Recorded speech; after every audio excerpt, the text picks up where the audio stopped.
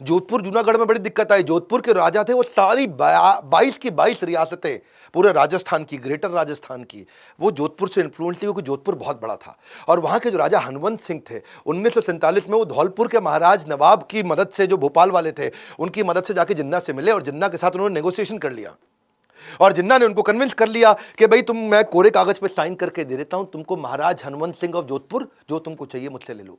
और डिसीजन ये हो गया कि कराची का बंदरगाह की सुविधा दे देंगे आपको, रेलवे के आने जाने की सुविधा दे देंगे, अनाज और शस्त्रों के इंपोर्ट एक्सपोर्ट की पूरी सुविधा दे देंगे। तो इनको इतना कंफर्ट आ गया, बोले हम तो जा रहे हैं पाकिस्तान में। और जोधपुर के इन्फ्लुएंस के चक्कर में राजस्थान की जो बाकी 21 रियासतें थी वो भी जोधपुर के पीछे पीछे चलती थी। उन्होंने भारत के साथ जुड़ने को मना कर दिया। सरदार पटेल के लिए बहुत दिक्कत आ गई। सरदार पटेल ने जो वीपी मेनन, ये वीपी मेनन पे एक वीडियो बनाना बनता है, बहुत जबरदस्त आदमी थे उनके टाइम के। उन्होंने उसको भेजा कि जाओ भैया तुम जोधपुर के महाराज से जाके मिलो और उनको बोलो इंस्ट्रूमेंट ऑफ एक्सेशन पर साइन कर दो, तुम भारत के साथ ही रहने वाले हो। जाके वहां वीपी मेनन पहुंचे तो जोधपुर के महाराजा ने रिवॉल्वर लगा दी उसके गले पे, बोला तुझको तो खत्म कर दूंगा। बेचारा वीपी मेनन वापस आया, समझ में आया इनको कि भाई सरदार पटेल को सुनने नहीं वाला। तो मैंने बताया ना, ये फन दिखा के डराते थे। इन्होंने जोधपुर के राजा को बोला दिल्ली आओ मुझसे मिलने के लिए। जोधपुर के महाराज जब दिल्ली पहुंचे, हनवंत सिंह को मिलने के बाद बोले कि तुम्हारे जो पिता है ना वो मेरे बहुत अच्छे दोस्त थे और तुम्हें मेरी देख रेख में छोड़ के गए हैं, और मेरी बात समझ लो, अगर तुम ऐसे नहीं मानोगे तो पिता के रूप में आकर के ऐसा दंड दे के तुम्हें सुधारूंगा, अकल आ जाएगी तुमको।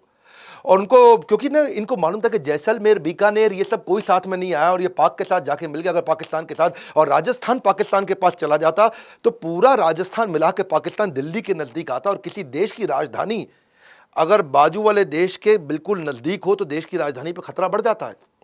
तो इन्होंने उनको समझाया जोधपुर के राजा को, भाई मेरी बात सुन, तेरे जो जनता है ना वो तेरा साथ नहीं देगी, सारी जनता तेरी हिंदू है, और पाकिस्तान के साथ जबरदस्ती जोड़ा तो जनता समेत मैं तेरे खिलाफ खड़ा हो जाऊंगा, खत्म कर दूंगा। तो नतीजा बाद में यही निकला कि इन्होंने साइन कर दिया, बोला ठीक है जी सरदार पटेल जी माफी मांगता हूं, सारी 21 रियासतें इनके साथ वापस आ गई। इधर पूरा राजस्थान कंट्रोल में आया, लेकिन गुजरात का जूनागढ़, वहां हो गई दिक्कत, क्योंकि जूनागढ़ में पॉपुलेशन तो हिंदू की थी, राजा मुसलमान था। वो बोला हम पाकिस्तान से मिलेंगे। बिना लड़े सरदार पटेल ने वीपी मेनन को फिर बोला जाओ भैया जूनागढ़ पहुंच जाओ, इस बार मैं लड़ूंगा नहीं। बिना लड़े कैसे करेंगे, इसे बोलते हैं कूटनीति। बोला राजा से मत मिलना, जागीरदारों से मिलो।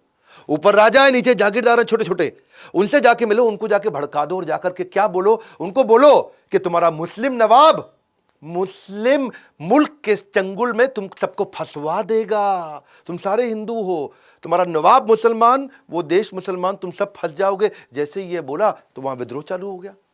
सारे जागीरदार राजा को बोलने लगे, मुस्लिम नवाब को, वहां पे हम नहीं जाएंगे पाकिस्तान में।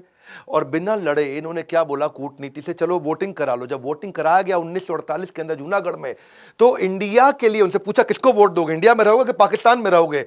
तो 1,19,000 लोगों ने भारत के लिए वोट किया, केवल 91 लोगों ने पाकिस्तान के लिए वोट किया।